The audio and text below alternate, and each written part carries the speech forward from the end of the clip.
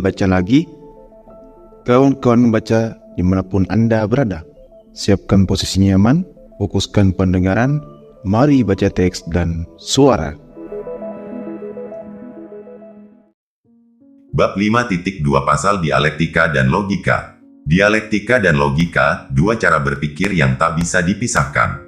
Kapan kita mesti memakai dialektika, dan kapan kita memakai logika? Pertanyaan ini tampak sederhana, namun di baliknya tersimpan inti dari seluruh cara manusia berpikir tentang dunia. Dialektika memang menjadi penguasa utama dalam wilayah berpikir yang luas, terutama ketika kita mencoba memahami perubahan, gerak, dan hubungan antar hal. Namun, itu tidak berarti bahwa logika kehilangan gunanya. Keduanya tidak saling meniadakan, melainkan saling melengkapi. Sebelum jauh melangkah, mari kita ingat kembali tiga cara berpikir yang sering digunakan dalam ilmu alam: induksi, deduksi, dan verifikasi. Ketiga cara ini merupakan inti dari metode logika. Dalam matematika pun, kita mengenal tiga cara yang sejajar dengannya: sintetik, analitik, dan ad absurdum. Maka, sebenarnya kita sudah berkenalan lama dengan logika, hanya saja mungkin belum sadar bahwa kita sedang memakainya. Logika memiliki hukum utamanya, yaitu ya, dan ya bukan tidak, atau dalam bentuk simbolis. A sama dengan A, dan A bukan non-A. Dengan hukum ini, logika menuntut kejelasan dan kepastian. Sesuatu harus tetap menjadi dirinya, dan tidak boleh sekaligus menjadi lawannya. Sebuah benda bukanlah kebalikannya, kata para ahli logika klasik. Namun, dalam kenyataan, kita kerap menemukan hal-hal yang justru menentang hukum itu. Dalam pandangan dialektika, A bisa menjadi non-A. Suatu benda bisa sekaligus mengandung lawannya. Sebuah bola yang bergerak, misalnya, pada saat yang sama berada di sini dan tidak di sini, sebab ia berpindah secara terus-menerus. Manusia hidup, tetapi pada saat tertentu ia juga sedang menuju kematian. Air bisa menjadi air, tetapi pada suhu tertentu juga sedang menjadi uap. Dunia nyata tidak pernah kaku, ia selalu berubah, berproses, berpadu antara ya dan tidak. Maka, pertanyaan besar pun muncul. Bagaimana mendamaikan dua hukum berpikir yang bertentangan ini? Haruskah kita memilih salah satunya, dan membuang yang lain? Jawabannya, tidak perlu. Keduanya punya wilayah masing-masing. Di wilayah tertentu, logika berkuasa, di wilayah lain, dialektika memegang kendali. Tapi kekuasaan itu tidak absolut, keduanya selalu bersinggungan dan saling menembus. Dalam ilmu gerak mekanika, misalnya, hukum dialektika muncul dengan sangat nyata. Di sana tidak ada yang benar-benar diam, semua bergerak, berubah, dan saling mempengaruhi. Namun, ketika kita berbicara tentang benda yang diam, seperti dalam ilmu statika, maka logika yang berperan. Di dunia yang tenang dan tetap, hukum A sama dengan A berlaku sempurna. Tetapi ketika kita memasuki dunia perubahan dan hubungan, dunia hidup, panas, dan gerak, hukum logika yang kaku mulai goyah, dan dialektika mengambil alih. Weberweg, seorang ahli logika Jerman yang dikagumi Plekhanov dan juga guru Lenin, memberi batas yang menarik antara logika dan dialektika.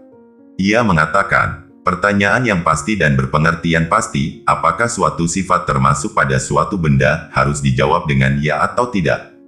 Artinya, selama pertanyaannya jelas dan terpisah, logika cukup. Namun begitu kita berhadapan dengan hal yang kompleks dan saling bertaut, jawaban ya atau tidak saja tidak lagi cukup.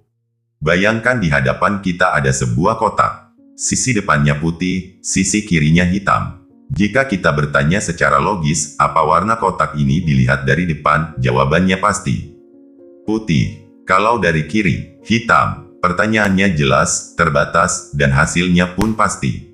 Inilah ranah logika. Tetapi jika kita bertanya, apa warna kotak itu secara keseluruhan, disinilah logika mulai buntu.